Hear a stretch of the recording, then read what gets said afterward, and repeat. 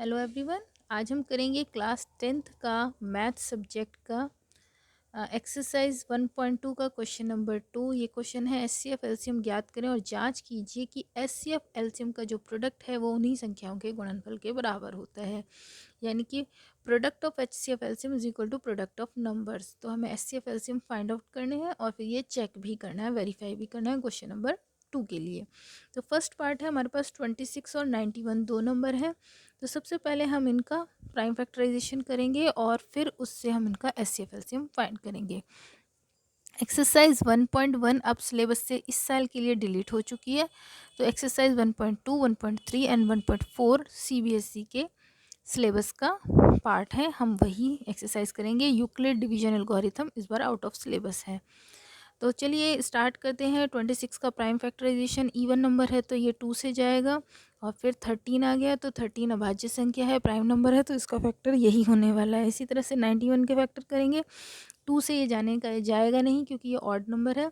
3 से चेक करते हैं, 3 से भी नहीं जाएगा। देन 5 से, इसी तरह से 1 बाय 1 हम प्राइम नंबर से इसको चेक करेंगे। तो 7 से जब मैंने इसको चेक किया तो ये होगा 7 1 सर 7, 2 रिमाइंडर होगा और ये 21 हो जाएगा। तो 7 3 ज़र 21, देन 13 क्योंकि एक प्राइम नंबर है तो ये एक ही बार इससे जाएगा।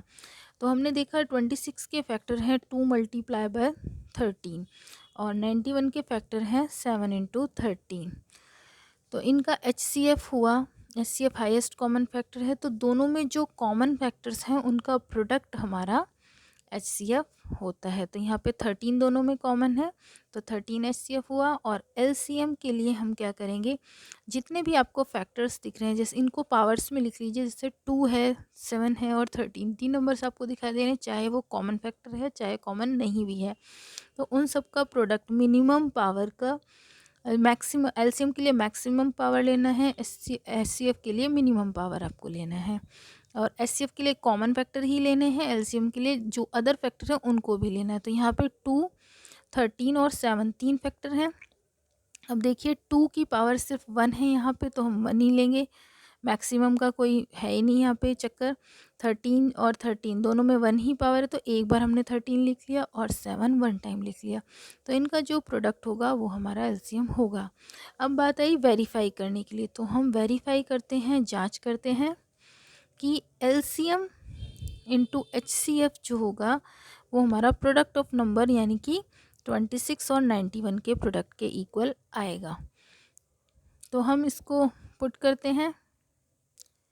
तो देखिए यहाँ एचसीएफ और एलसीएम का मैंने प्रोडक्ट किया है तो वो 2366 आया है और इसी तरह से इन दोनों नंबर्स 26 और 91 का प्रोडक्ट भी सेम आया है। तो ये हमने वेरीफाई किया, दोनों इक्वल आ गए तो ये हमारी जांच हुई। इस तरह से इस क्वेश्चन को हमें जांचना है कि एलसीएम एचसीएफ का प्रोडक्ट उन्हीं नंबर्स के प्रोडक्ट के इक्वल होता है। एक पार्ट और करते हैं, 510 के फैक्टर करेंगे प्राइम फैक्टराइजेशन। 2 से जाएगा क्योंकि ये हमारा इवन नंबर है। 2 5 ज़र 10, 2 5 ज़र 10, देन अगेन ये 2 से जाने वाला नहीं है तो 5 से हम इसको डिवाइड करेंगे। 5 5 ज़र 25 एंड 5 1 ज़र 5। अब जो 51 है वो 17 के टेबल में आता है 3 टाइम्स, तो 3 से कर लो, ये पहले 3 से करना चाहिए देन 17 से, तो मैंने यहाँ 17 लिख दिया तो मैं इसे 3 से कर लेती हूँ। इसी तरह से हम 92 के भी प्राइम फैक्टराइजेशन करेंगे। 2 से ये नंबर जाएगा क्योंकि इवन नंबर है तो 46 आ गया। अगेन 2 से करेंगे तो 23 और 23 क्योंकि प्राइम नंबर है तो इसको एज इट इज़ हम 23 से ही डिवाइड करेंगे। तो 510 जो है वो हमारा हुआ 2 मल्टीप्लाई 5 मल्टीप्लाई 3 इंटू 17। और इनको मैं मैक्सिमम पावर में लिख रही हूँ, 111 पावर है इनकी। और 92 को लिखेंगे 2 की पावर 2 इंटू 23। इस तरह से एक्सपोनेंट में लिखने से एलसीएम और एचसीएफ के लिए बहुत इजी हो जाता है। तो एचसीएफ आपका होगा जो कॉमन फैक्टर है उसमें मिनिमम पावर। तो कॉमन फैक्टर देखिए सिर्फ यहाँ पे 2 आपको दिखाई दे रहा है तो 2 में भी मिनिमम पावर यहाँ पे 1 है और यहाँ 2 है तो मिनिमम पावर हुई 1 यानी कि 2 एचसीएफ होगा। और जब हम एलसीएम लिखेंगे तो एलसीएम में जो भी आपको फैक्टर दिख रहे हैं चाहे वो कॉमन है या नहीं है, जैसे यहाँ पे 2 भी अवेलेबल है, 5 3 17 और 23 हैं तो वो सारे लिख लीजिए। उसके बाद जो मैक्सिमम पावर है वो लिखनी है आपको। तो जैसे यहाँ 2 की पावर 1 है और 2 है तो यहाँ मैक्सिमम पावर हुई 2, 5 की पावर 1, 3 की पावर 1, 17 और 23, ये इसका एलसीएम होगा। फिर हम एचसीएफ और एलसीएम का प्रोडक्ट करेंगे और हम ये देखेंगे ये 510 और 92 के प्रोडक्ट के इक्वल ही आएगा, तो ये इसकी जांच होगी यानी कि वेरिफिकेशन होगा। इसी तरह से इसका थर्ड पार्ट करना है। तो बच्चों मुझे लगता है कि आपको क्लास अच्छे से समझ आई होगी, ये क्वेश्चन अच्छे से क्लियर हुआ होगा।